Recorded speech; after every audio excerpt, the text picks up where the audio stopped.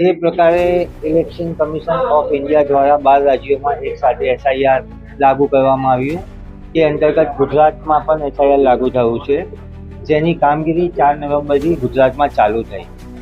અમે પહેલા દિવસથી એટલે કે 5 નવેમ્બરથી આ કામગીરી અમારા સહાય કેન્દ્ર પરથી ચાલુ કરી. સૌથી અગત્યની વાત એ કહેવામાં આવે કે 2002ની યાદી જે પબ્લિકના માથે ઠીકરું થોપી દેવામાં આવ્યું છે કે તે શોધીને લાવે, તો પબ્લિકના હાલાકીનો સામનો કરવો પડી રહ્યો છે. તો અમારા સેન્ટર પર 2002ની યાદીમાંથી નામ પણ શોધી આપવામાં આવે છે, અને જે લોકોને ફોર્મ ભરવામાં તકલીફ પડી રહી છે તેમના ફોર્મ પણ ભરવામાં આવી રહ્યા છે, નિઃશુલ્ક ભરવામાં આવી રહ્યા છે.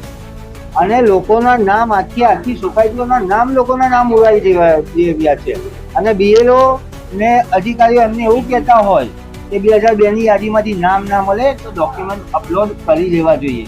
ભાઈ, જિમ્મેદારી તમારી છે, તમારે શોધીને આપવાનું જોઈએ. પણ પબ્લિક ક્યાં સુધી હેરાનગતિનો સામનો કરવો પડશે? હરેક પબ્લિકને પહેલા રેશન કાર્ડ ઈ-કેવાયસીમાં બી સેમ વસ્તુ થવું, આધાર કાર્ડમાં પણ સેમ થવું, એક ટુ ઝેડ વસ્તુને લિંક કરે છે, પણ ક્યારે આધાર કાર્ડને ઇલેક્શન કાર્ડ જોડે લિંક કરશે સરકાર? કેમ કે પૂરો ડેટાબેઝ આધાર કાર્ડમાં આપણો ફિંગર બાયોમેટ્રિક હોય કે આઈ હોય કે બધો ડેટા આવે છે. તો આધાર કાર્ડ જોડે ઇલેક્શન કાર્ડને તમે વેરીફાઈ કરો, લિંક કરો, તો લોકોનું કામ ઇઝી થશે. મેં અમારા એસઆરઆઈ ફોર્મ ભરવા ગયા હતા. અમે ત્યાંથી અમારી પાસે જૂની યાદી મંગાવેલી, અમને જૂની યાદી ત્યાંથી મળી નહીં. અમે ત્યાંથી અમને એડ્રેસ મળ્યું કે અહીં આગળ ફોર્મમાં અહીં આગળ કેમ્પ ચાલે છે, ત્યાંથી જૂની યાદી તમને મળી જશે.